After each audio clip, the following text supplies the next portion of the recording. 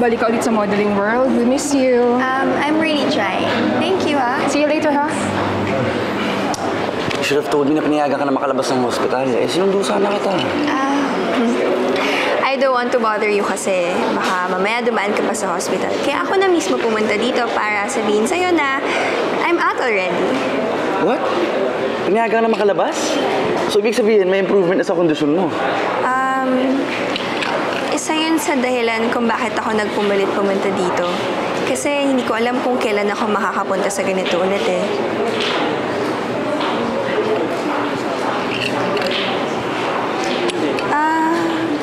Parang hindi ko ata nakikita si Jessica.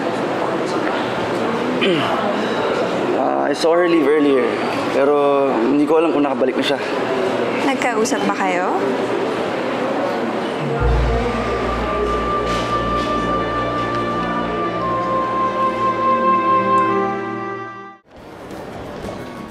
Well, I just want to say na I'm back, but as you can see...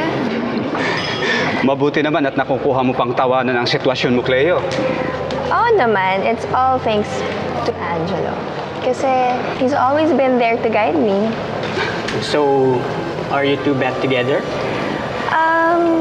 Ayoko pangunahan si Angelo, pero the more time we spend together, siguro doon na rin papunta nun. Ba't hindi nila lang siya tanungin? Cleo's right.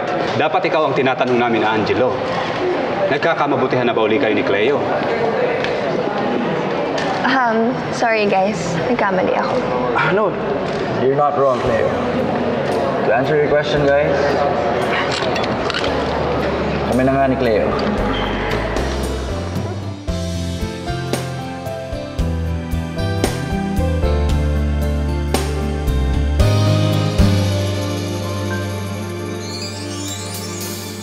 Narito lang ako, naghihintay sa'yo, pag-ibig.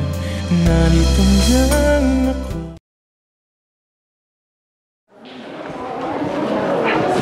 Jessica, pwede ba tayo mag-usap? Hindi na natin kailangan mag-usap, Angelo.